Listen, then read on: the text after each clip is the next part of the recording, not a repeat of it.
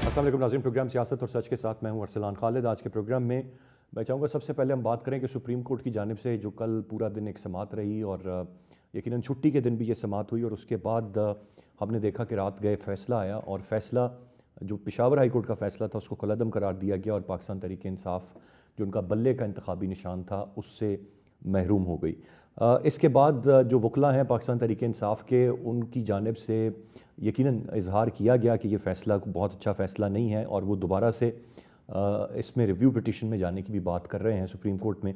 लेकिन एक हकीकत है और इंट्रा पार्टी इलेक्शंस का मामला था, अकबर एस बाबर साहब भी मैदान में थे और एक मौक़िफ़ इख्तियार किया गया था। मुख्तलिफ़ सवालात चीज़ें जो जजेस पूछते रहे, यकीनन खातिर ख्वाह जवाबात नहीं दे पाए पाकिस्तान तहरीक इंसाफ के वकला और उसी के बुनियाद बनाकर ये फ़ैसला आया। और अब PTI उम्मीदवार जो हैं वो आज़ाद हैसियत से इलेक्शन लड़ेंगे और उसके हवाले से मुख्तलिफ़ जगहों पर मुख्तलिफ़ इंतखाबी निशानात उन्हें अलॉट कर दिए गए हैं। इसके बाद मुख्तलिफ़ स्टेटमेंट्स पाकिस्तान पीपल्स पार्टी बिलखसूस, जिसने ये वाज़ेह तौर पर बयान किया कि ये एक खुशाइंद बात नहीं है, हम खुश नहीं हैं कि पाकिस्तान तहरीक इंसाफ से बल्ला छिन गया है। और फिर ये भी उन्होंने कहा कि अब बज़ाहिर मुकाबला दो सियासी जमातों का, यानी कि पाकिस्तान मुस्लिम लीग नवाज़ और पीपल्स पार्टी जो अमली तौर पर मैदान में होंगी, पाकिस्तान तहरीक इंसाफ के आज़ाद हैसियत में उम्मीदवार मैदान में होंगे जो अब तक की सूरत हाल है, लेकिन वो एज अ पार्टी मैदान में हमें नज़र नहीं आएंगे। तो ये खुशाइन बात नहीं है, गो के लेवल प्लेइंग फील्ड की बात की जाती रही, लेकिन इसको इंटरप्रेट सुप्रीम कोर्ट ने दूसरे अंदाज में किया कि लेवल प्लेइंग फील्ड ये नहीं है कि हम लेवल प्लेइंग फील्ड के चक्कर में एक सियासी जमात को फ़ायदा दें। लिहाजा उन्होंने ये जो फ़ैसला है वो दिया है। उसके बाद एक और दिलचस्प जो चीज़ है वो ये कि सेनेट में एक और करारदाद 8 फरवरी इंतखाबात को मुलतवी कराने के लिए पे जमा कराई गई है और मुख्तलिफ जो सियासी रहनुमा हैं, जिनमें पाकिस्तान के साबिक़ वज़ीर आज़म शाहिद खाकान अब्बासी साहब बड़े एग्रेसिव स्टेटमेंट्स दे रहे हैं। कल भी उन्होंने ये स्टेटमेंट दिया कि फ़िल वक्त हालात मौजू नहीं है, इंतखाबात को मुलतवी कर देना चाहिए। फिर अपने ही साबिक़ कायद नवाज शरीफ साहब के हवाले से उन्होंने कहा कि जिस तरह से उनको वज़ीर आज़म बनाने के लिए सब कुछ किया जा रहा है, ये भी एक दुरुस्त तरीक़ाकार नहीं है। इस पर पाकिस्तान मुस्लिम नवाज़ की जानिब से एक रद्द-ए-अमल भी सामने आया, लेकिन ये इस वक्त की पूरी एक सूरत हाल है जो हमारे सामने है और यकीनन कोई बहुत आइडियल सिचुएशन इसको हरगिज़ नहीं कहा जा सकता। और फिर ऐसे में इंतखाबात, फिर उनके नताइज और उसके बाद जो इस्तेहकाम की हम बात करते हैं वो किस हद तक मुमकिन हो पाएगा या नहीं, ये एक बड़ा और अहम सवाल है विच रिमेंस देयर। मैं चाहूँगा इस पूरी सियासी सूरत हाल पर आज के प्रोग्राम में हम पहले 2 सेगमेंट्स में तफसील से बात करें। लास्ट सेगमेंट हमारा इस वक्त रहेगा जो इस वक्त हम देख रहे हैं कि इसराइल जो कुछ कर रहा है हमारे फ़लस्तीनी बहन भाइयों के साथ, उस पर बाकी तो मुसलमान ममालिक ने जो आवाज़ उठानी थी या जो करना था, लेकिन कल की एक बड़ी ख़बर ये थी कि जनूबी अफ्रीका ने इंटरनेशनल कोर्ट ऑफ जस्टिस में इस मामले को टेकअप किया है और इसराइल की जानिब से इसे नस्ल कुशी करार दिया है। इसको बड़ा अप्रिशिएट भी किया गया ऑल अक्रॉस द ग्लोब और इसका कितना फ़ायदा होगा इस मामले को इंटरनेशनल कोर्ट ऑफ जस्टिस में ले जाने का, प्रोग्राम के लास्ट सेगमेंट में हम कुछ बात इस हवाले से करेंगे। गेस्ट पार्टिसिपेंट्स का तारुफ कराता चलूँ। प्रोग्राम में ज्वाइन कर रहे हैं नासिर बेग चुगताई साहब, सीनियर जर्नलिस्ट हैं, एनालिस्ट हैं। बहुत शुक्रिया सर आपके वक्त का। जुल्फ़िकार राहत साहब हमारे साथ प्रोग्राम में मौजूद हैं, आप भी सीनियर जर्नलिस्ट और एनालिस्ट हैं। हसन रज़ा पाशा साहब हमें कुछ ही देर में प्रोग्राम में ज्वाइन करेंगे। बेग साहब, गुफ्तगू का आगाज़ आपसे करते हुए, बज़ाहिर जिस तरह से जब समात चल रही थी और चूँकि ये लाइव स्ट्रीमिंग का मामला है, हम सुन भी रहे थे, देख भी रहे थे, कुछ मुतमईन नहीं कर पा रहे थे वकला पाकिस्तान तहरीक इंसाफ के जज साहिबान को। उसके बाद बज़ाहिर हमें लग रहा था कि शायद इसी तरह का फ़ैसला आएगा, लेकिन अब इस फ़ैसले के असरात क्या देखते हैं आप आने वाले इलेक्शंस पर? देखिए सर, बात ये है कि मुझे बहुत मायूसी हुई और मैं चाहता था, दुनिया चाहती थी मेरा ख्याल है कि ऐसा मुकाबला हो जिसमें तमाम पार्टियां हों, सब पार्टियों को पूरा पूरा इख्तियार हो, हक मिले कि वो इंतखाबात में हिस्सा लें और सब आपको आज़ादी हो। लेकिन हम देख रहे हैं पिछले दिनों से कि एक जमात को 2018 की तरह एक और जमात को मुश्किलात का सामना है, हर्डल्स हैं उसके रास्ते में, मसाइल हैं। कराची में तो मैं नहीं कह सकता, कराची में तो आज उनका जलसा भी हुआ है, बहुत ठीक ठाक अच्छा, लेकिन पंजाब में जो सूरत हाल है वो उनके लिए मुश्किल और डिफ़िकल्ट है। अच्छा, अब ये इज़हार अफ़सोस करने के बाद और मुझे ये यकीन था और मुझे मुझे अंदाज़ा है कि पीटीआई के को इंतखाबी निशान मिलने की ज़रूरत थी, लाज़मी ज़रूरत थी कि उसको इंतखाबी निशान मिलता। लेकिन अगर ये फ़ैसला आता अरसलान साहब, तो मैं और आप फिर ये कहते हैं ये नजरिया ज़रूरत के तहत हुआ है। जी। ये नजरिया ज़रूरत के तहत फैसला आया है, हमें मंजूर नहीं है। क्योंकि जो ओवरऑल आपने बताया, स्ट्रीमिंग ओवरऑल हो रही थी, मैंने एज ए रिपोर्टर बड़ी कोर्ट्स कवर किए हैं, बहुत कुछ देखा है। मुझे वकील बहुत एग्रेसिव लगते थे, ये यहाँ नहीं लगे, क्योंकि वकील के पास तमाम हथियार होते थे। अगर एक जज कहता था, सवाल करता था, बहुत से जज ऐसे हैं मैंने देखे हैं कि जो ये जाहिर करते हैं उन्हें कुछ नहीं पता, उनको ये भी नहीं पता कि आइन में क्या लिखा हुआ है। वो पूछते हैं कौन सी क्लॉज है, पढ़ के सुनाएं, तो आप पढ़ के सुनाते हैं। यहाँ तो आपसे उन्होंने कहा कि नोटिफिकेशन ने इंतखाबात का आपके पास नहीं था, उन्होंने कहा कि चलिए बताएं शेड्यूल क्या था, वो दे दें, वो आपके पास नहीं था। उन्होंने कहा चलिए बता दें कि नॉमिनेशन पेपर कैसा था, वो आपके पास नहीं था। लेकिन रिजल्ट इंतखाबात कहाँ हुए, तो चमकनी के गांव में हुए। अब ये देखें, मुझे बड़ा अफसोस हुआ ख़ास तौर से सेनेटर अली जफ़र को देखकर कि कितने पाए का वकील, इतने अच्छे वकील, बाप का बेटा, कि जी। जो ठीक है मुतनाज़ा ज़रूर होंगे वो, लेकिन बहुत काबिल लोग हैं। ये बगैर तैयारी क्या है, उसकी वजह बुनियादी क्या है? बुनियादी पीटीआई का स्ट्रक्चर है। पीटीआई में जो वकील सियासतदान बन गए, जो कायद बन गए, वो ना तैयार थे, ना उनके पास दस्तावेजात थी, ना उनके पास सवालों के जवाब थे, ना उनके पास ऐसी कोई बात थी जिस पर वो कायल कर सके। वो आर्टिकल 17 को कहते रहे, और जब कहा कि 17 में तो कहा गया है कि विद रीजनेबल कंडीशंस हर जमात को आज़ादी होगी, विद रीजनेबल कंडीशंस। और इसी तरह हमारे लिए अरसलान जब कहते हैं आज़ादी साफ़त है, तो वह जुमला आता है प्रोवाइडेड, और उसके बाद 8 पाबंदियाँ लगी होती हैं, ये आइन में लिखा हुआ है। जी। तो सब कुछ लेकिन वो तैयार नहीं थे, और यही वजह है कि वो बाहर निकल उन्होंने कहा जफ़र साहब ने कि मुझे पता था क्या फैसला आएगा। और सबसे ज़्यादा खिफ़त जब हुई है कि जब आप पीटीआई नज़रियातियों को आप लेकर आए, ऐसे लोगों को 2 हफ्ते पहले आपने एग्रीमेंट किया कि जो आपसे 2012 में रूठ चुके थे, आपके खिलाफ बात कर रहे थे, आपके खिलाफ काम कर रहे थे, उनको आपने ऑन बोर्ड लिया, उनसे मुआहदा किया, या कोई और पार्टी बना लेते छोटी मोटी सी खामोशी के साथ, उसको लाए, कोई भी निशान दिलवाए थे भाई। अच्छा लेकिन बेग ऐसा साहब, नहीं मुझे होगा। एक बात बताइएगा, ये जो आपने कहा जिस तरह से इलेक्शंस हुए, ये हमने सुना, पहले हमें आइडिया भी था, फिर इस समात में हमें और वाज़े हो गया जब सवालात किए गए और जवाब सामने आए। लेकिन एक बात जो सामने आ रही है वो ये कि सभी सियासी जमातों के इंतखाबात इसी तरह बंद कमरों में होते हैं और उनके नताइज इसी तरह से सामने आ जाते हैं। फिर ये सिर्फ ट्रीटमेंट पाकिस्तान तहरीक इंसाफ के साथ ही इलेक्शन कमीशन ने क्यों रवा रखा? मामला तो फिर सुप्रीम कोर्ट गया, पेशावर हाई कोर्ट गया, लेकिन इलेक्शन कमीशन ये अक्रॉस द बोर्ड या तो एक इसी तरह की रिवायत रखे ना कि सभी सियासी जमातों को कहे कि आपने इंट्रा पार्टी इलेक्शंस करवाने हैं और प्रॉपर तरीके से करवाने हैं, जो उसके तमाम तर लवाजमात हैं वो पूरे करने। जब सभी नहीं कर रही तो फिर एक तासुर ये उभरता है कि एक जमात को टारगेट यहाँ पर किया जा रहा है, जो कि पहले ही मुश्किल में है हर लिहाज से, उसको इलेक्शन की दौड़ से बाहर रखा जा रहा है। Agree, 100% agree. और मैं 2 बातें इसमें करूँगा। पहले तो मैं इसका जवाब ये दे दूँ कि मुझे क्यों ये अच्छा लग रहा है। मुझे इसलिए अच्छा लग रहा है कि आने वाले वक्त में हर पार्टी को उसी स्केल पर नापा जाएगा अब, हर पार्टी को, कि उसके इंतखाबात किस तरह हुए, कैसे हुए, और यानी कि ये एक पॉसिबली प्रेसिडेंट सेट हो गया। इलेक्शन एक्ट में तरमीम होगी, नंबर 1। नंबर 2, आप पीपल्स पार्टी की बात कर लें, मुस्लिम लीग की बात कर लें, जमात इस्लामी की बात कर लें। जमात इस्लामी वाहिद पार्टी जिसके इंतखाबात बाकायदा होते हैं और ढंग से होते हैं। उनका जो भी सिस्टम है, शुराइत का सिस्टम है, उसे आप माने ना माने, बीडी निज़ाम कह लो उसको आप, लेकिन वो इंतखाबात होते हैं। पीपल्स पार्टी के इंतखाबात उनकी जो सूबाई शहरी तंजीमें वो मुंतखब करती हैं, वो फिर सेंट्रल बॉडी को भेजती है, वो किसी और को भेजती है, और अल्टीमेटली सीईसी उसका इंतखाब करती है, उनके आइन में है। मुस्लिम लीग के इंतखाब भी बड़े अच्छे होते हैं। वो इस तरह होते हैं कि वो ऐलान कर देते हैं इंतखाबात होंगे और नॉमिनेशन फाइल कर दें आप, लेकिन इंतखाबात वाले दिन एक बड़ा जलसा होता है बड़े हॉल के अंदर, आपने भी देखा होगा, बड़े हॉल में होता है, वो तकरीरें शुरू हो जाती हैं, फिर एक साहब पर्चा लेकर आते हैं कि जी सब बिला मुकाबला मुंतखब हो गए। ये तो सूरत हाल है। हॉल में लोग भी होते हैं, हॉल में तकरीरें भी होती हैं, हॉल में कहते हैं नॉमिनेशन भी हो रहा है, जो कुछ भी है, धोखा कर लें उसको आप, लेकिन वो नज़र आता है टीवी पर भी नजर आता है कि क्राउड है, लोग बैठे हुए हैं। जी। वहां तो क्राउड था, खाली कुर्सियां पड़ी हुई थी, वहां कोई अनाउंसमेंट नहीं हुआ, और जो गवाह पेश हुए वो आपने देख लिए। इससे बिल्कुल कतई नजर मैं सब कुछ भुलाने को तैयार हूँ। मैं ये मानने को तैयार नहीं हूँ कि नॉमिनेशन पेपर नहीं था, नोटिफिकेशन नहीं था, कोई शेड्यूल नहीं था।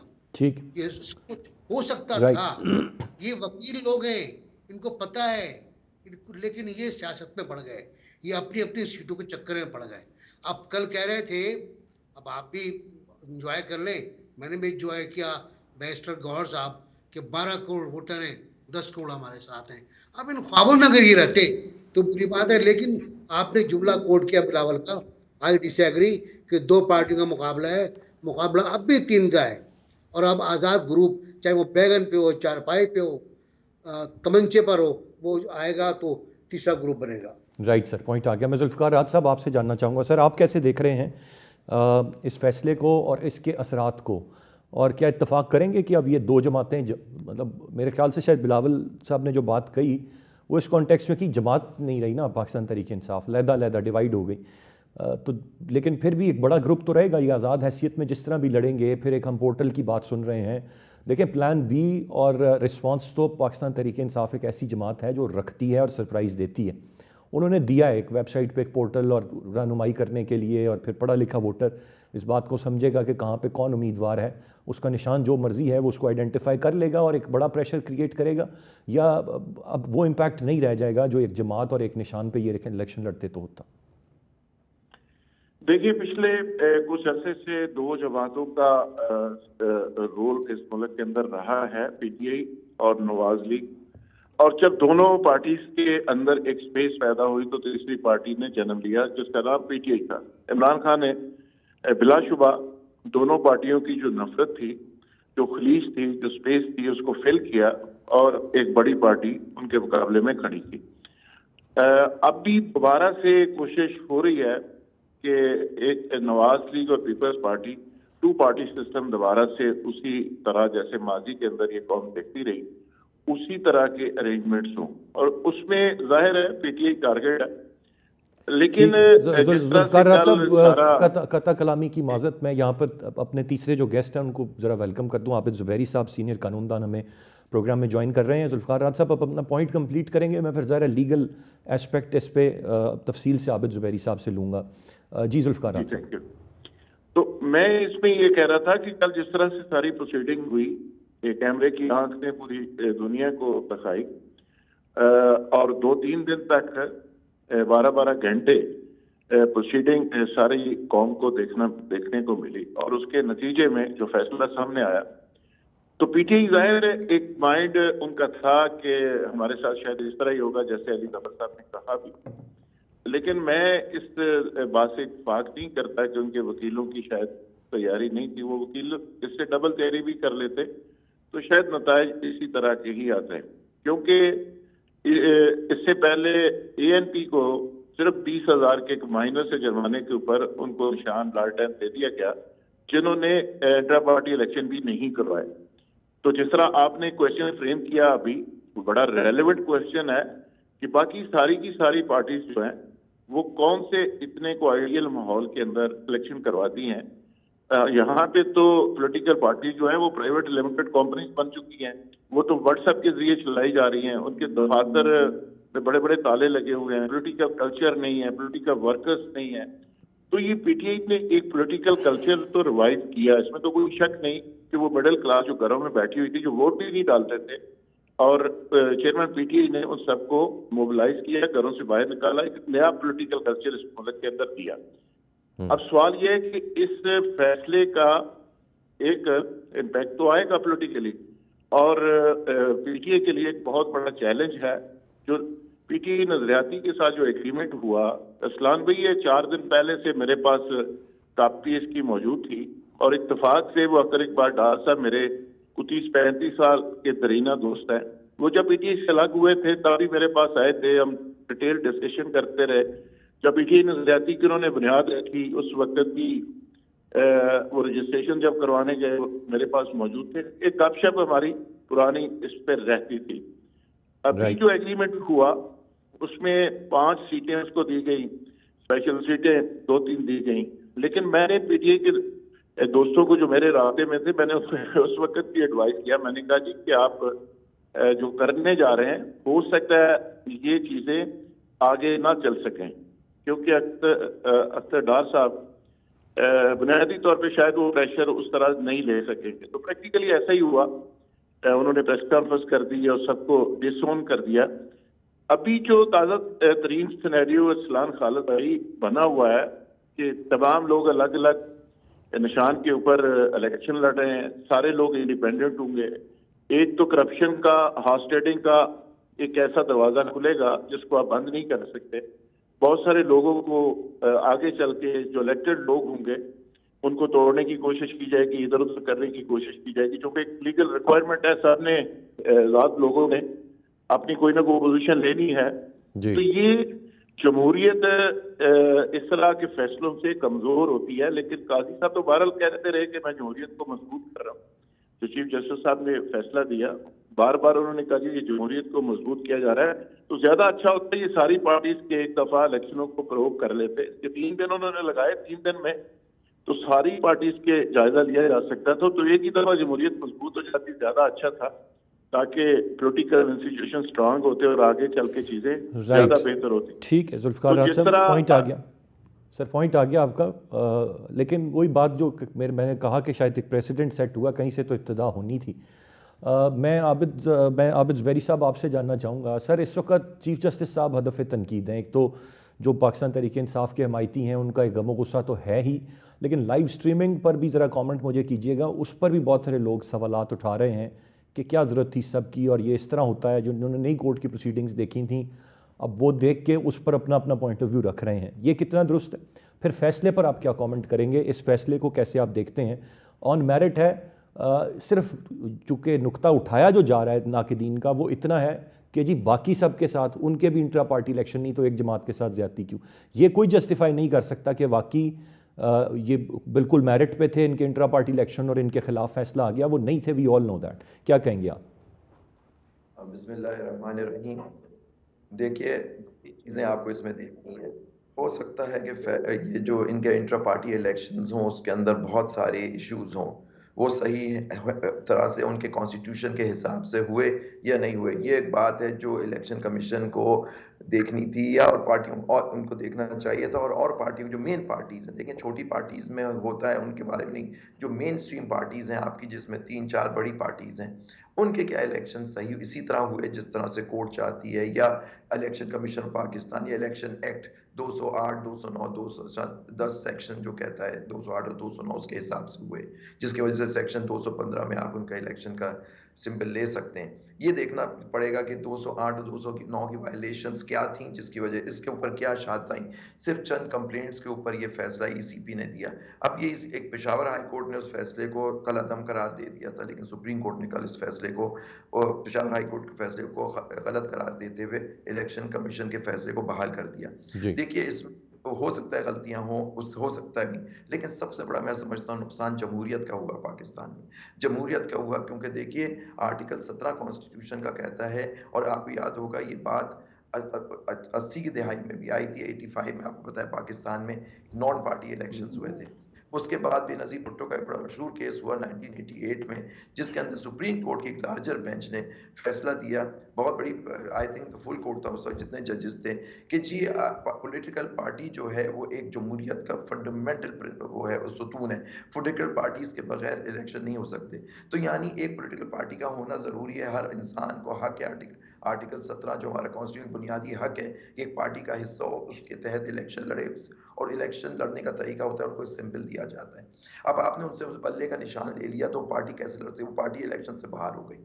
अब देखिए, मैं समझता हूँ कि ये कई फैसले इस मुल्क की तारीख के हैं जिसने जमहूरियत को नुकसान हुआ, जिसमें मौलवी तमीज़ुद्दीन खान का केस है, जिसमें ख्वाजा नाज़िमुद्दीन साहब की असेंबली डिसमिस की थी गवर्नर जनरल गुलाम मोहम्मद ने। वो कानूनी तौर पे टेक्निकली वो फैसला जस्टिस मुनीर का सही हो सकता है, लेकिन उससे ऐसा मुल्क में नुकसान हुआ कि आज तक जमहूरियत नहीं ठहर सकी। और भी बहुत सारे फैसले आए जिसमें मुख्तलिफ गवर्नमेंट्स का डिसमिसल, चाहे वो नवाज शरीफ साहब की हुकूमत हो बेनज़ीर की 90 की दिहाई में, और इवन नवाज शरीफ का लाइफ टाइम डिस्क्वालिफिकेशन करना, इन सब फैसलों ने मुल्क को नुकसान पहुंचाया है। और मैं समझता हूँ ये जो कल फैसला आया इससे ना तलाफी नुकसान हमारी जमहूरियत को, क्योंकि जो इस्टेब्लिशमेंट चाहती थी वही हुआ है। अब ये अनफॉर्चुनेटली पार्ट है कि इन जितने सारे जो मैंने आपके सामने चीज़ें ली उसमें सुप्रीम कोर्ट ने हर इस एक्शन को ओवर द ईयर्स पिछले 70 साल में एंडोर्स किया। आज वो ट्रेडिशन बाकी रही, उसको फर्दर एंडोर्स किया। आपने उनसे बल्ले का निशान ले लिया, अब वो किस हैसियत से लड़ेंगे? अब वो इंडिपेंडेंट हैसियत से लड़ेंगे। इंडिपेंडेंट हैसियत में उनको बाद में कानून के तहत उनको एक किसी पार्टी को में शामिल होना होगा।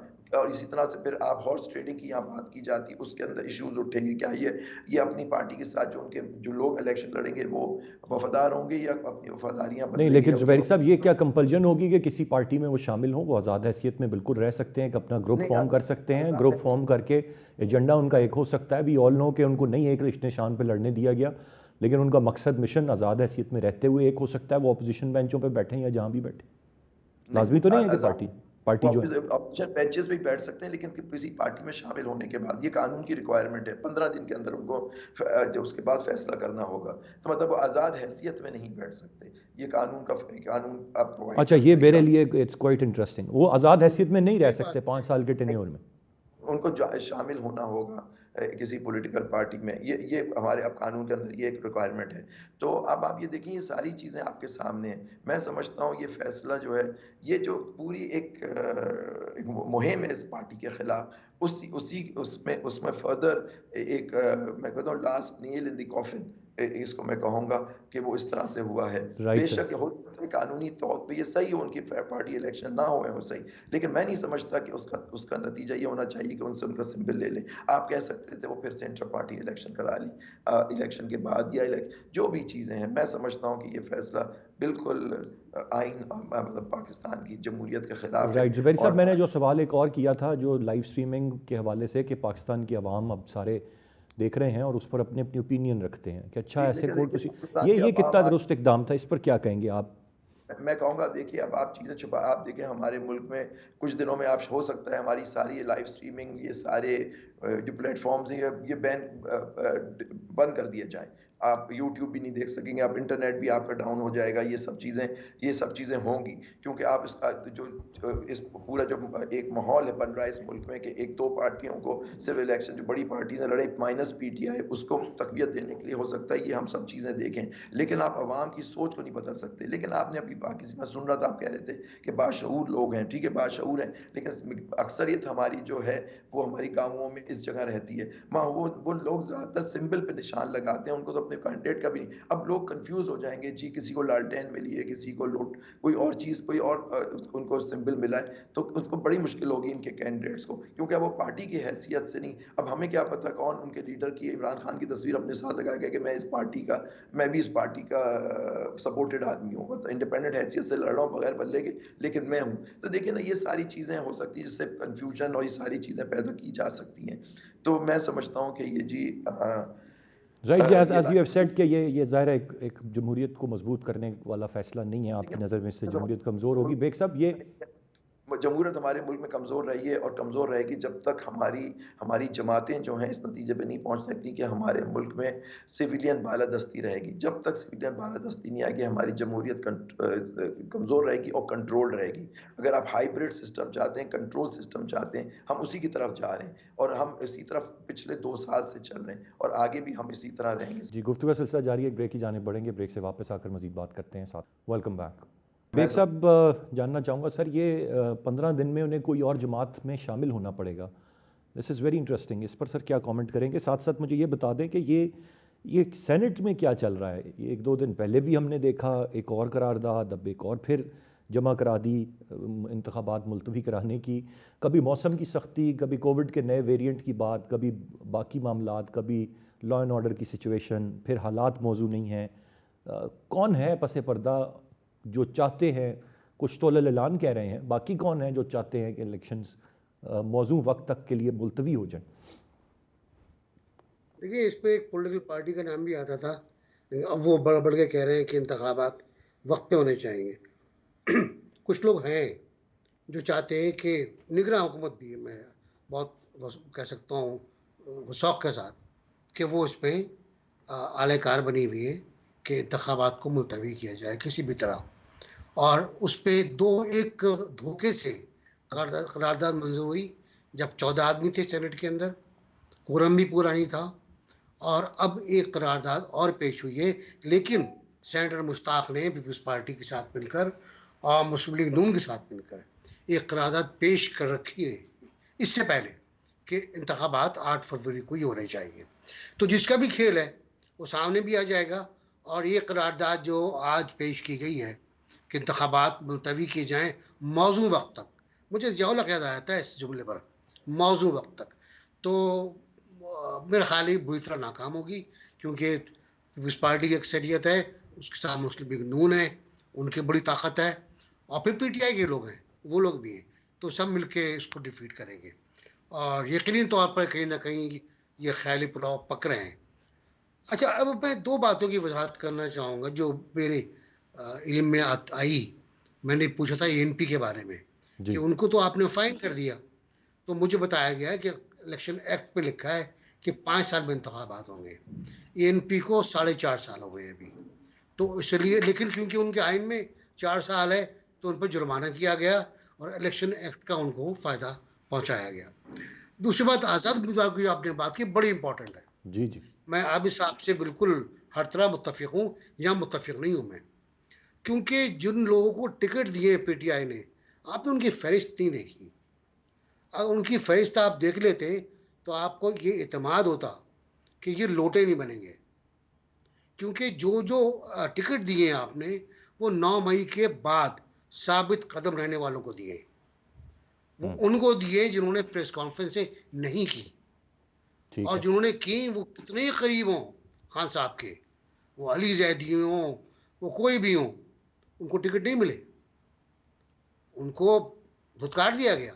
पर कुछ बेग लोगों ने साहब, कोशिश सवाल भी यह है की कि थी। क्या वो टिकट लेने की दौड़ में शामिल थे या वो पीछे हट गए, वो तो शामिल ही नहीं थे? ये इन्होंने नहीं दिए या कौन? उन्होंने मांगे भी नहीं? उन्होंने मांगे थे भाई, वो खामोश हो गए थे प्रेस कॉन्फ्रेंस के बाद। उनका हम तो खामोश थे, उनका नहीं, आपने प्रेस कॉन्फ्रेंस तो कर दी ना, तो उन्होंने टिकट नहीं दिए उनको। जिनको टिकट दिए हैं अरसलान, आप चेक कर लें, वो 9 मई के बाद साबित कदम रहे। उन्होंने प्रेस कॉन्फ्रेंस नहीं की, उन्होंने इनकार किया। तो ये जो है बड़ी इंपॉर्टेंट बात है। तो ये अब कहाँ इनकार करें, अब क्या क्या लोटे बनेंगे वो इतने मसाइल के बाद, इतने मसाइल भुगतने के बाद। मुझे तो लगता ये है कि उनकी जो लोकल मकबूलियत है, हल्के की मकबूलियत, उसमें इजाफा हुआ होगा। हमारा जो नफसियाती एक मिजाज है वो यही है कि हम अड़ जाने वाले की तारीफ करते हैं, और वो अड़ गए, वो अड़े हुए हैं, वो कैदों में गए। बहुत से लोग अभी तक उन्होंने डिस्क्वालीफाई कर रखा है, वो जेल में खवातीन हैं, वो उनको टिकट देना था लेकिन वो कागजात मुस्तरद हो गए उन लोगों के। फिर भी जो बचे हैं वो मेरा ख्याल है गद्दारी नहीं करेंगे। गद्दारी से मेरी मुराद फुल क्रॉस नहीं करेंगे और पीटीआई ही बनाएंगे। पीटीआई के ग्रुप बनाया जाएगा। पीटीआई पार्टी है, रजिस्टर्ड पार्टी है अभी तक, भले उसको आप इंतखाबी निशान ना दें, कुछ भी कर लें। दूसरी बात ये कि इंटरनेट की जहाँ बात कर रहे हैं आबिद साहब, बिल्कुल सही कह रहे हैं। एक बड़ा हल्का पाकिस्तान का इंटरनेट पर बिलीव करता है, लेकिन एक और हल्का भी है जो वीपीएन देखता है, वीपीएन पे काम करता है। आप नेट बंद कर दें मेरा, मैं काम करता रहूँगा, एक सिस्टम लगा हुआ है। तो हवाओं पे आप काबू नहीं कर सकते, आप जज्बात पे काबू नहीं कर सकते, आप लोगों के एहसासात पे काबू नहीं कर सकते। जिसको पीपल्स पार्टी को वोट देना है वोट देगा, जिसको नवाज शरीफ को वोट देना है वोट देगा, और जो पीटीआई को वोट देना है वो लाजमी देगा, वो चाहे कहीं भी किसी गांव का रहने वाला क्यों ना हो, उस तक पैगाम पहुंच जाएगा। ये पैगाम पहुंचने का तरीका आपको पीएनए की तारीख ने सिखाया है। जब पीएनए थी उस पर ना कोई नेट था, ना मोडेम था, ना कोई व्हाट्सअप था, कुछ भी नहीं था, पैगाम पहुंच जाया करता था कि आज जुलूस है। तो ये सब नई बातें हैं, अब तो सब कुछ मौजूद है। व्हाट्सएप पे एक ग्रुप होता है, उस पर बता देगा। लेकिन यकीनी तौर पर जमहूरी तर्ज नहीं है, जमहूरियत इसमें नुकसान में उठाई जाएगी, इसकी साख मुतासिर होगी। लेकिन मैं क्या करूं कि नज़र ज़रूरत का मसला भी है। ठीक है, यानी कि अब ये नामुमकिन सी बात है कि आप पैगाम पहुंचाना रोक दें या आप जो भी तरीके अपनाएं चीज़ पैगाम मामलात आप पहुंच जाते हैं। आप दुरुस्त फरमा रहे हैं, अभी इसको रोकना शायद इतना आसान नहीं है। और ये खबरें गर्दिश कर रही हैं और वो ये थी कि इंतखाबात से 2 दिन पहले बाद तक इंटरनेट की बंदिश या बाकी इस तरह की चीज़ें, लेकिन यकीनन ये हतमी नहीं है अरसलान, अभी तक इसमें कि इस तरह एक की। बात बताऊं मैं आपको। अरसलान, जी। एक मैं वजाहत कर दूं कि इतना आसान नहीं होगा इंतखाबात मुलतवी करना, क्योंकि कॉमनवेल्थ और यूरोपीय यूनियन, इनके सेट प्रिंसिपल्स हैं।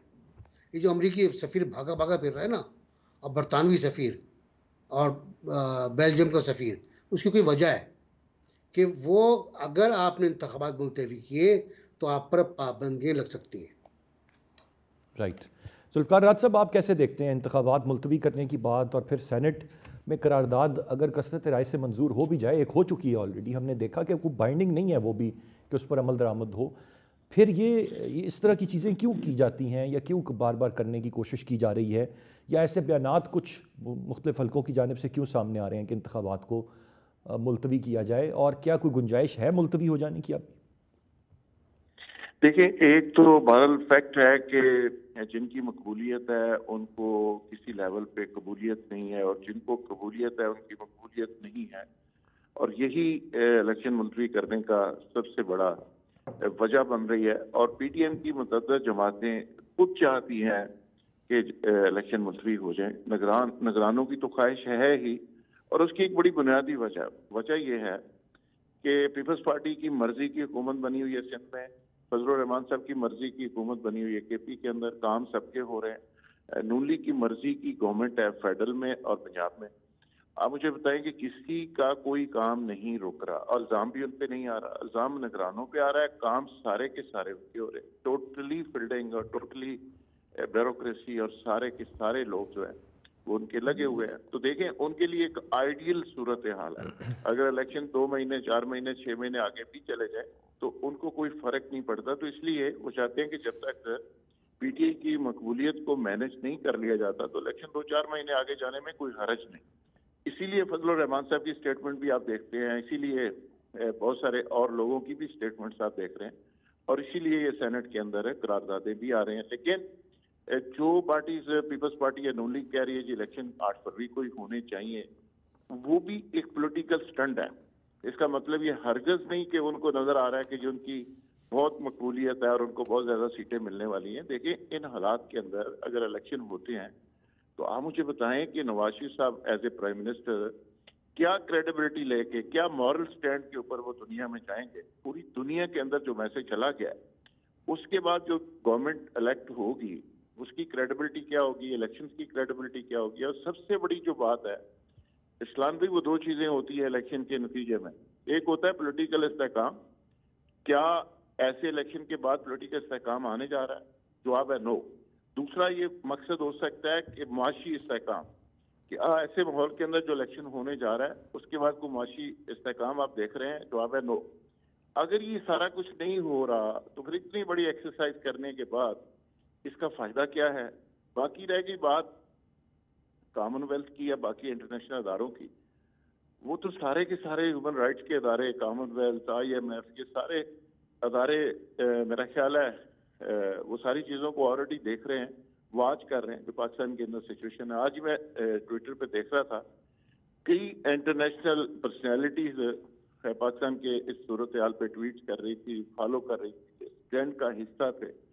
तो ये अब पूरी दुनिया एक ग्लोबल विलेज बन चुकी है। जिस तरह नासिर देख चुकाई साहब कह रहे हैं कि आप इस तरह की छोटी मोटी पाबंदियां लगा के चीजों को कंट्रोल नहीं कर सकते। ये चीजें सारी अल्टीमेटली पूरी दुनिया में पहुंचेंगी, ये मैसेज पूरी दुनिया में पहुंचेगा, और इसको आप कंट्रोल नहीं कर सकते। अब बड़ा मुश्किल हो गया ये सारी सिचुएशन को कंट्रोल करना। अब सोशल मीडिया का दौर है, और सोशल मीडिया के ऐसे दौर के अंदर मुझे नहीं लगता कि ये सारी चीजों को कंट्रोल किया जा सकता। और दूसरी सबसे बड़ी बात इस्लाम भी पता है क्या है, वो ये है कि आज मैं समझता हूँ जो वोटर है ना, वो शऊर के लिहाज से 21वीं सदी में पहुंच चुका है। जो हमारी लीडरशिप है, रवायती सियासतदान, वो 20वीं सदी में बैठे हुए। एक सदी का जनरेशन गैप है। ये डिस्कनेक्ट इतना खौफनाक है। ये कोई इमरान खान और स्टैब्लिशमेंट की लड़ाई नहीं है कि नई सोच और पुरानी सोच की लड़ाई, इसको समझने की जरूरत है।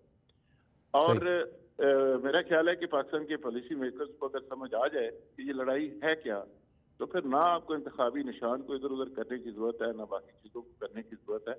ये मेरा ख्याल है कि असल चीज़ को समझा ही नहीं जा रहा कि ये लड़ाई है क्या चीज़। तो लिहाजा सोशल मीडिया को कंट्रोल करना या बाकी चीज़ों को कंट्रोल करके आप सूरत हाल पे काबू नहीं पा सकते। आप सूरत हाल पर काबू नहीं पा सकते।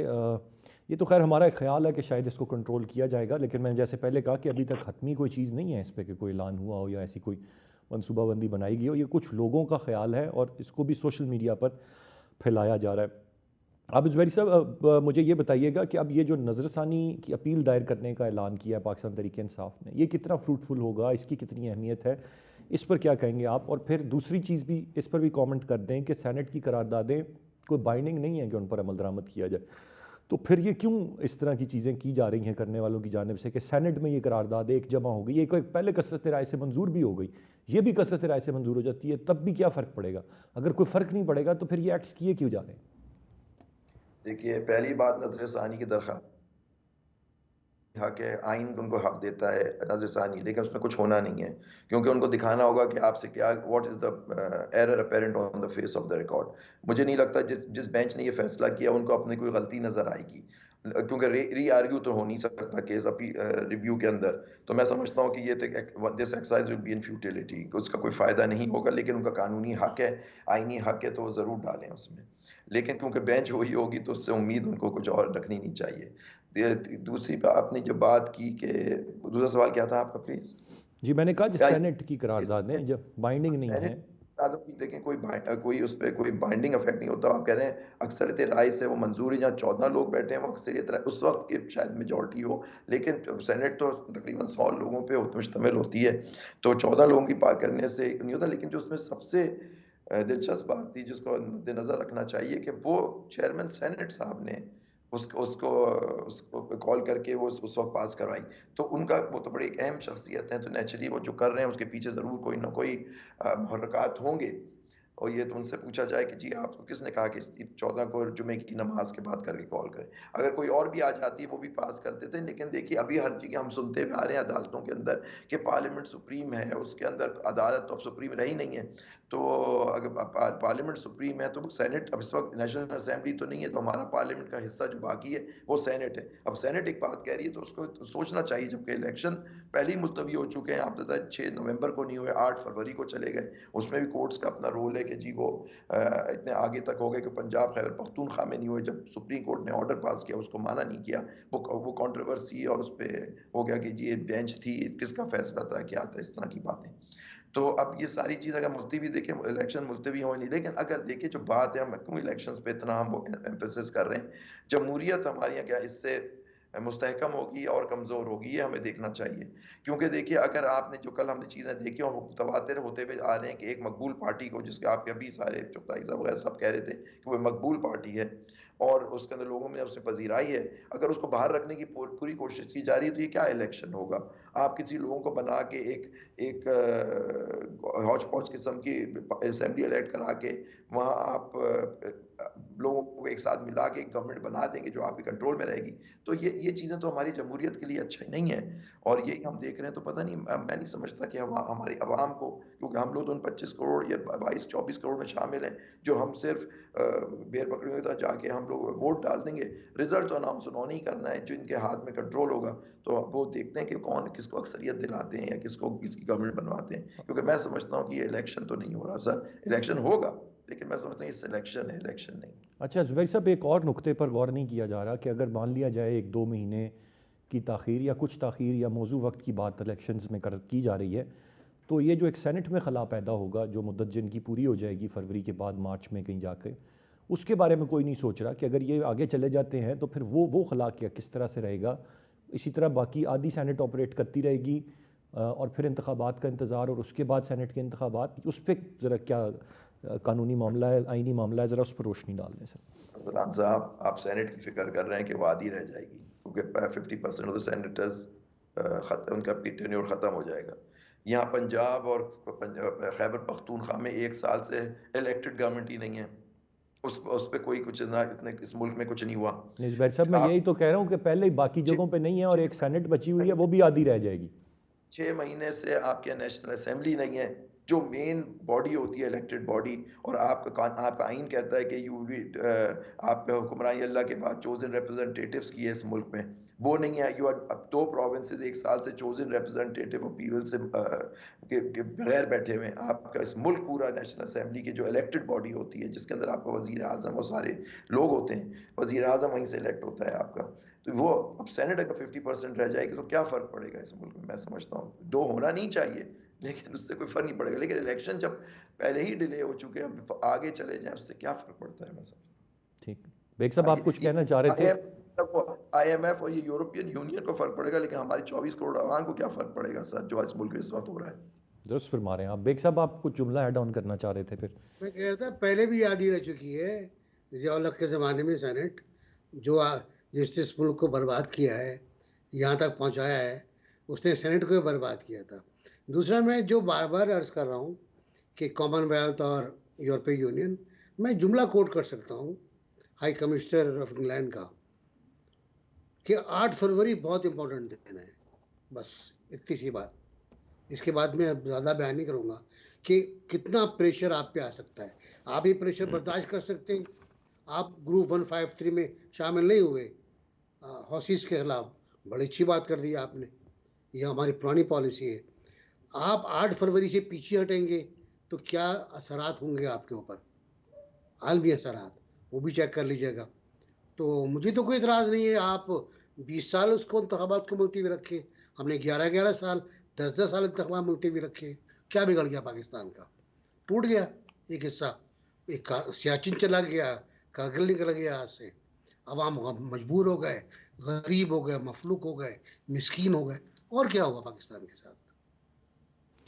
इट्स वेरी अनफॉर्चुनेट जी, दुरुस्त फरमा रहे हैं आप। मैं बहुत तीनों रिस्पेक्टेबल गेस्ट करना चाहूँगा। एक ब्रेक की जानिब मुझे बढ़ना है। ब्रेक से वापस आकर मैंने जैसे आगाज़ में कहा, इंटरनेशनल कोर्ट ऑफ जस्टिस तमाम मुस्लिम ममालिक एक तरफ और जनूबी अफ्रीका नस्ल कुशी का मुकदमा लेकर जाता है और वहाँ पर 5 निकात के हवाले से अपने दलाइल पेश करता है, और यकीनन दुनिया भर में जो दिल रखने वाले और दर्द रखने वाले इंसान बसते हैं, वो सब मोतरफ़ हैं इनके।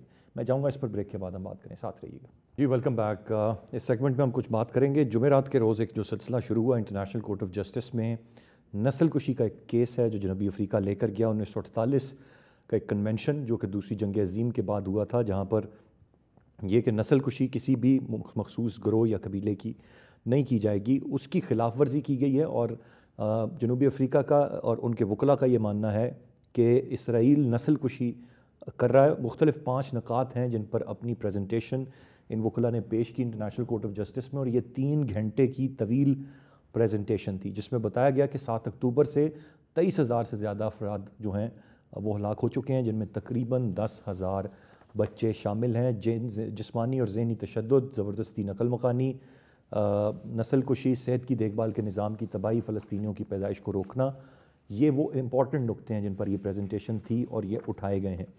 अब जो तमाम लोग दर्द रखते हैं फ़लस्तीनियों का, वो इसको अप्रिशिएट कर रहे हैं, पर एक सवाल ये उठता है कि इतने मुसलमान ममालिक इंक्लूडिंग अस पाकिस्तान, साउथ अफ्रीका से हम देख रहे हैं कि किसी को ये ख्याल आया कि इंटरनेशनल कोर्ट ऑफ जस्टिस में इस मामले को लेकर जाए, बाकी कुछ खातिर खान नहीं किया गया। मैं चाहूँगा ज़रा इस मामले पर हम कुछ बात इस सेगमेंट में करें। बात करने के लिए हमें प्रोग्राम में ज्वाइन कर रहे हैं ज़फ़र हिलाली साहब, सीनियर तजियाकार हैं। ब्रिगेडियर रिटायर्ड फ़ारूक हमीद साहब भी हमारे साथ हैं। दोनों को वेलकम कहूँगा। ज़फ़र हिलाली साहब, कैसे देखते हैं आप ये? अब यकीनन इसका फ़ैसला और फ़ैसले में ताख़ीर भी हो सकती है, लेकिन कितना अहसन कदम है इस मामले को इंटरनेशनल कोर्ट ऑफ जस्टिस में लेकर जाना और एक नस्ल कुशी का केस बनाकर एक तवील प्रेजेंटेशन देना, और ये काम जो हमने सोचा नहीं था, ये साउथ अफ्रीका से हो रहा है, ना कि किसी मुस्लिम ममालिक से। देखिए, ये बात तो पक्का है कि कोई अल्फाज ऐसा नहीं है हम कह सकते हैं कि साउथ अफ्रीका को तारीफ, हर तारीफ कम है कि उन्होंने दे हैड द गट्स कि उन्होंने इस मामले को ले गए हैं। और बड़ी अफसोस की बात है कि इनिशिएटिव उस मुल्क से आया है जो दूर है इस इलाके में, और जिनके कनेक्शंस जो हैं, हाँ ज़रूर हैं कनेक्शंस, ह्यूमैनिटेरियन कनेक्शन, मगर देखिए उसके नज़दीक कितने सारे मुल्क हैं जो मुसलमान हैं, फेलो मुस्लिम्स हैं, और फिर भी हमने कुछ किया, तो उनकी तो बहुत ही, हर कितना भी आप तारीफ करें वो कम है। दूसरी बात ये, आपने 23,000 का फिगर दिया था, मैंने सुना है कि कोई 8,000 लोग हैं जो इस रबल, वो जो कचरे, वो जो जब गिरता है घर, वो जो रबल होता है उसके नीचे अभी तक दबे हुए हैं। तो ये फिगर जो है ये 23 नहीं है, इसको अभी 30,000 होना चाहिए लगभग। राइट। अफसोस की बात यह है कि देखिए, कोई इनको रोक नहीं सकता। अगर अमेरिका और इजराइल को कोई नहीं रोक सकता तो इसका क्या मतलब है? इसे तो जो मर्जी है ये करें और कर रहे हैं। तो क्या हम इसके आदी हो जाएं कि हम इनको इस किस्म की इजाजत दें? और आपको मैं बताता हूं, अगर उन पे कोई असर नहीं हुआ, अगर एक अमेरिकन नहीं मारे गया और कोई इजरायली जितने ये मर रहे हैं उनके जंगी ये सोल्जर्स इस ऑपरेशन में, ऑक्यूपेशन में, उसके अलावा अगर कुछ नहीं हुआ तो ये तो कभी रुकेंगे नहीं। ये जिसको मर्जी है बॉम्ब कर देंगे, ये जिसको मर्जी है इन्वेड कर देंगे, ऑक्यूपाई करेंगे।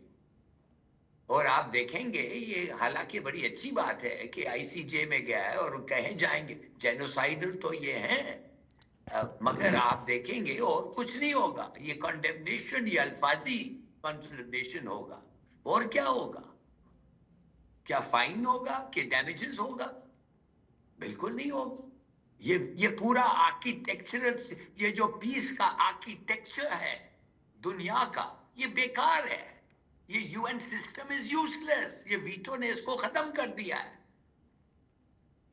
तो मेरा ख्याल में बड़ा वेरी सीरियस सोचना पड़ेगा कि लोगों को ऐसे रोग स्टेट्स जैसे अमेरिका हो या इजराइल हो, ये रोग स्टेट्स को आप रोकेंगे कैसे? There is no right forum for that. Brigade साहब, आपकी क्या राय होगी? आप कैसे देखते हैं इंटरनेशनल कोर्ट ऑफ जस्टिस क्या एक ऐसा फोरम है जिससे हम तवक्को रख सकते हैं? अभी यूएन का और बाकी जगहों का जिक्र किया, दे फेल्ड। मजलूम की आवाज़ सुनने वाला कोई नहीं है, चाहे वो कश्मीर में हो रही हो जुल्म, या फ़लस्तीन में हो रहा हो, या दुनिया के दीगर हिस्सों में हो रहा हो। ये तो वैसे ही ह्यूमन राइट्स और बाकी चीज़ें दुनिया ने बनाई हुई हैं, मजलूमों के लिए तो नहीं है ये। बिस्मिल्लाह, बहुत शुक्रिया।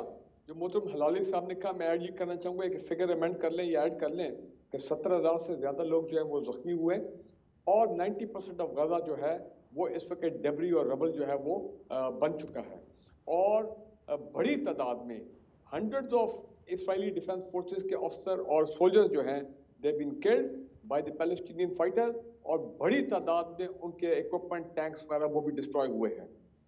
हिजबुल्ला पे भी उन्होंने हमले किए, हिजबुल्ला भी इन रिटर्न हमले कर रहा है। और मैं ये कहूँगा कि देखें, ये साउथ अफ्रीका एक नॉन मुस्लिम नेशन, उनको आप क्रेडिट दें या फिर यमन को आप क्रेडिट दें कि यमन जैसे छोटे मुल्क ने उन्होंने फिजिकली जाके शिपिंग लेन में अमेरिका और बरतानिया के जो शिप्स हैं, कार्गो शिप जो वहाँ जा रही हैं या वहाँ से आ रही हैं, उनको उन्होंने अटैक किया। अपना उन्होंने अपने आप को रेजिस्टेंस में शामिल किया। But having said that, ICJ पे मैं आता हूँ। देखें, पाकिस्तान अलोन तो नहीं अपना मेरे ख्याल को पोजीशन लेने के इस वक्त पोजीशन में है इसके ऊपर, लेकिन Pakistan as a member of the OIC की जिम्मेदारी है कि वो एक हंगामी सेशन करें और वो कहें हम साउथ अफ्रीका को ICJ, international court of justice में जो जेनोसाइड कन्वेंशन के तहत उन्होंने जो वहां पे केस किया इसराइल के खिलाफ, हम उसको सपोर्ट करते हैं। ये एक तरीका है कि कलेक्टिवली आप उस केस को सपोर्ट करें। जहां तक अमेरिका और बरतानिया का ताल्लुक है, आपको पता उन्होंने तो इसको अपोज किया है, और अपोज किया इसलिए कि उनकी मुनाफिकत है। वैसे तो वो कह रहे हैं अमेरिकी लीडरशिप कि हम कोशिश कर रहे हैं इसराइल पे कि किसी तरह मामला हो जाए, लेकिन अंदर से आप देखें दे वांट कि ये मामला चलता रहे, ये नस्लकशी चलती रहे। लेबनान में जाके हिजबुल्ला पे हमले हुए हैं, और आप देखें कि पिछले चंद दिनों से क्या हो रहा है कि अमेरिका और बरतानिया के कोलिशन, उनकी जो फोर्सेज हैं, शुक्र है पाकिस्तान उसका मेंबर नहीं है, वो अब यमन पर हमले शुरू कर दिए, जवाबी हमले। और मैं ये समझता हूँ कि ये एक एस्केलेशन है। अगर ये मामला नहीं रुकेगा, ईरान को हम क्रेडिट दें, ईरान ने इंटरनेशनल कोर्ट ऑफ जस्टिस वाली जो साउथ अफ्रीका का केस उसको सपोर्ट किया। ये ईरान की, आप देखें, ईरान इज अ नेशन, बहादुर कौम है, उन्होंने किया ये सामने आया। कोई और मुसलमान मुल्क जो है उसने ऐसी बात नहीं की है। तो मेरा कहने का मतलब ये है फैसला तो होगा, I am sure. International court of justice हक की आवाज है। United nation security council fail हो गया, यूनाइटेड नेशन फेल हो गया, लेकिन ICJ I am sure will come with very strong verdict. होना कुछ नहीं लगा। अगर आप समझते हैं कि उनके अपने फैसले के बाद इसराइली लीडरशिप को क्राइम्स अगेंस्ट ह्यूमैनिटी जो है वो चार्ज किया जाएगा, आई डोंट थिंक सो। वो नहीं होने लगा, क्योंकि वेस्टर्न पावर्स उनके साथ खड़ी है। बल्कि वेस्टर्न पावर्स खड़ी क्या, वेस्टर्न पावर्स आर कंप्लिसिट, वो इसमें राइट शामिल है। ब्रिगेड जी। तो लिहाजा फिर आप कैसे एक्सपेक्ट करते हैं कि आईसीजे जो है, लेकिन सिंबॉलिक है। एक कम से कम अच्छी बात है कि लोगों ने आवाज उठाई है, ममालिक में हिम्मत पैदा हुई है, और एक एक करके कुछ ममालिक हैं वो इसको सपोर्ट कर।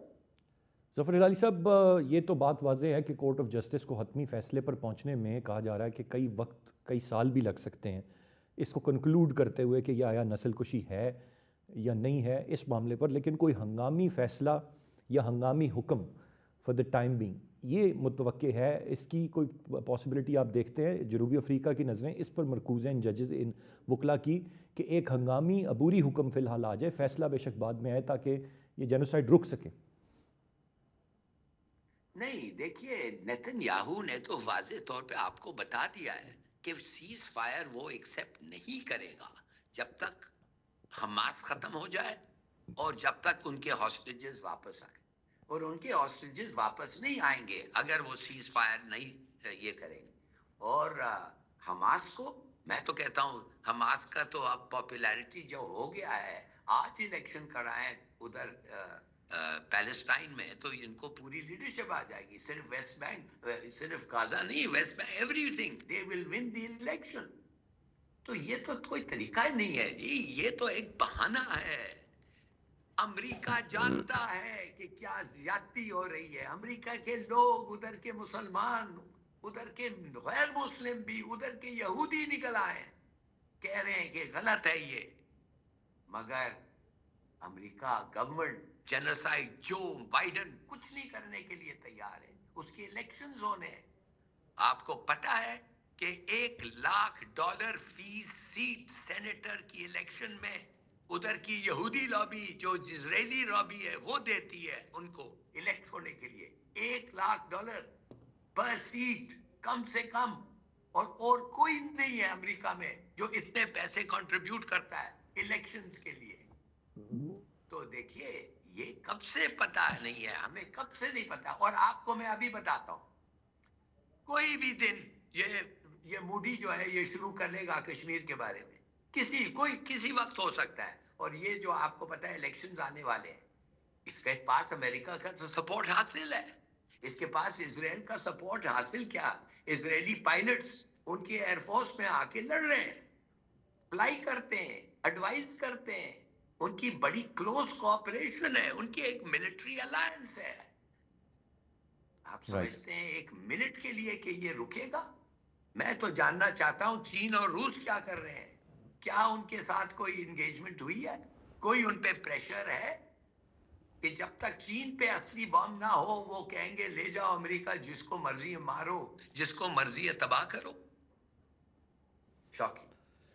राइट ब्रिगेड साहब, क्या पॉसिबल एंड आप देख रहे हैं और कितना जल्दी ये मुतवक्के है? क्योंकि जिस तरह से अभी बताया नेतन्याहू का जो मौक़िफ़ है वो तो वाज़े है, कोई ऐसा रास्ता निकल सकता है, कोई चीज़ ऐसी है जो रोक सकती है इस सारे मामले को फॉर द टाइम बीइंग, या मुश्किल नज़र आ रहा है? बड़ा मुश्किल है, मामला एस्केलेट कर रहे हैं। हमने अक्टूबर में भी ये कहा था जब आपके साथ लास्ट प्रोग्राम किया था कि ये मामला जो है ये बढ़ेगा। देखें ना, यमन तक आ गया। अगर बीच में ईरान, जो कि लगता नहीं है कि वो डायरेक्टली इसके अंदर कूदेगा, लेकिन बिल्कुल ईरान जो है, जो एंटी प्रो पैलेस्टीनियन ग्रुप्स हैं, एंटी इसराइल ग्रुप्स हैं सीरिया में, इराक में, बिल्कुल ईरान, हिजबुल्लाह है, ईरान को सपोर्ट करना अच्छी बात है, करना चाहिए from that point of view, moral support, physical support, जो भी आपके। लेकिन मैं दोबारा एक बात कहना चाह रहा हूं कि पाकिस्तान के हवाले से देखें, अक्टूबर नवंबर में आपको याद है कि पाकिस्तान में हर शहर में छोटी बड़ी रैली, सेमिनार, उससे हम भी उनमें शामिल हुए थे, अब आप तो इजहारी यकजहती के लिए फलस्तीनियों के साथ। लेकिन अब हुआ ये है कि पाकिस्तान में भी हम इलेक्शन में बिजी हो गए हैं, सियासत में बिजी हो गए हैं, और वैसे भी एक बेबसी की कैफियत है कि यार हम कुछ कर नहीं सकते हैं। तो हम पाकिस्तान में भी अब आप देखें ये मामला ताकि थम गया, तब भी कभी गवर्नमेंट की तरफ से भी एक कोई अच्छी स्टेटमेंट आ जाती है। आज मैं बड़ा खुश हुआ कि चौथी कंसाइनमेंट रिलीफ गुड्स की पाकिस्तान से आज जॉर्डन हैंडओवर हुई है वहां पे और उनको देने के लिए। लेकिन मैं समझता हूँ कि कहाँ हैं हमारे डॉक्टर्स, कहाँ हमारे पैरामेडिक। जब भी टर्की हो गया और हमारे दोस्त ममालिक हो गए, जब जल्जले आते हैं तो हमारे मेडिकल टीम चाहती हैं वो जाके वहाँ पे जो जख्मी लोग हैं उनको उनके लिए उनको राइट ब्रिगेड साहब, आपका पॉइंट आ गया। मेरे पास वक्त ख़त्म हो रहा है। दोनों रिस्पेक्टेबल गेस्ट का बहुत शुक्रिया अदा करना चाहूँगा। आज के प्रोग्राम से इतनी ही। अरसलान खालिद को इजाज़त दीजिए। अल्लाह ने